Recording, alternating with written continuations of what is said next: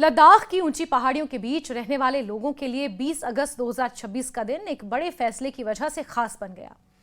केंद्र सरकार ने लद्दाख में जम्मू कश्मीर और लद्दाख हाई कोर्ट की एक बेंच स्थापित करने के प्रस्ताव को मंजूरी दे दी। इस फैसले की जानकारी केंद्रीय गृह मंत्री अमित शाह ने दी। उन्होंने कहा कि इससे लद्दाख के दूर दराज और भौगोलिक रूप से कठिन इलाकों में रहने वाले लोगों के लिए न्याय तक पहुंच काफी आसान होगी। इमेजिन कीजिए कि किसी व्यक्ति का मामला हाई कोर्ट पहुंचता है, लेकिन उसे कानूनी कार्रवाई के लिए अपने घर से सैकड़ों किलोमीटर दूर जाना पड़ता है। लद्दाख जैसे विशाल और पहाड़ी क्षेत्र में यह सिर्फ दूरी का मसला नहीं होता। मौसम, सड़क की स्थिति, दुर्गम भौगोलिक परिस्थितियां भी यात्रा को मुश्किल बनाती हैं।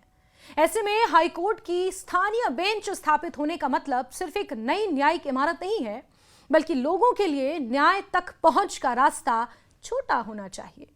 यही वजह है कि केंद्र के इस फैसले को लद्दाख के न्यायिक ढांचे के लिए महत्वपूर्ण कदम माना जा रहा है।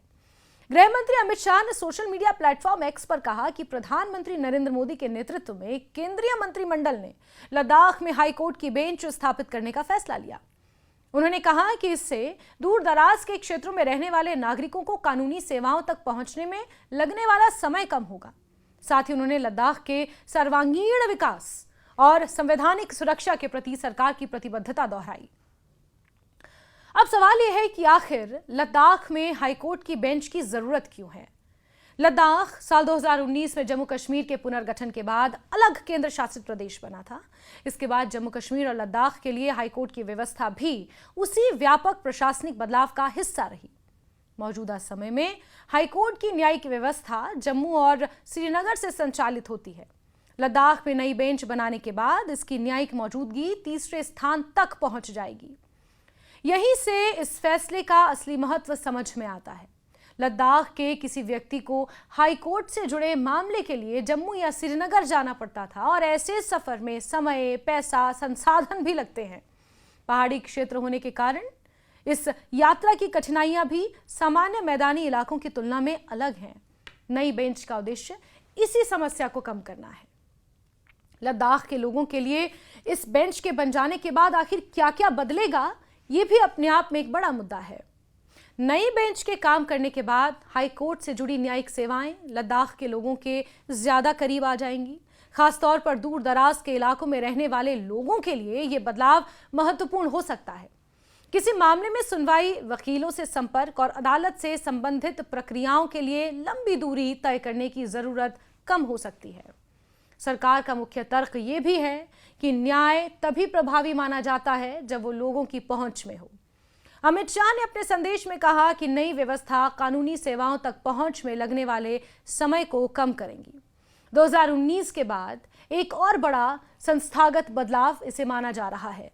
लद्दाख का अलग केंद्र शासित प्रदेश बनना 2019 के बड़े प्रशासनिक बदलावों में से एक था।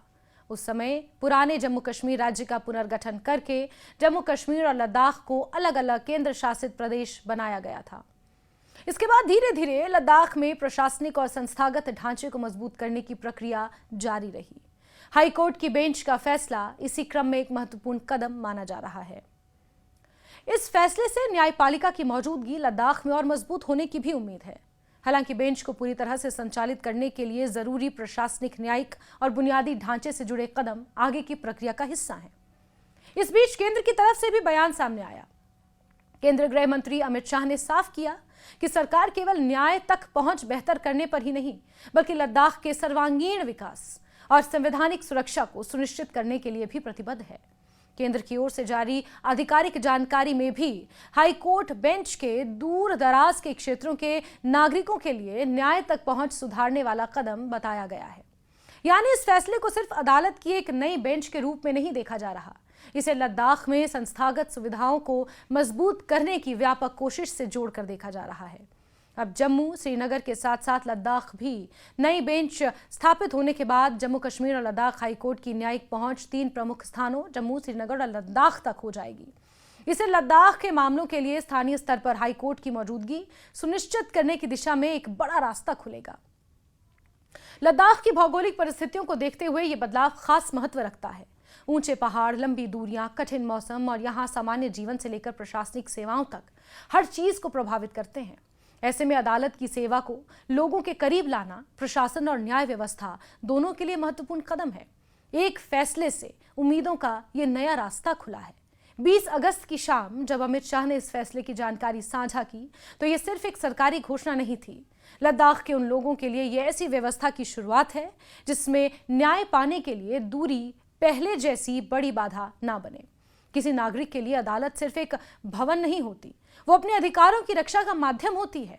इसीलिए जब न्यायिक व्यवस्था लोगों के करीब आती है तो उसका असर केवल अदालतों तक सीमित नहीं रहता। लोगों का भरोसा, कानूनी जागरूकता और प्रशासनिक पहुंच भी मजबूत होती है।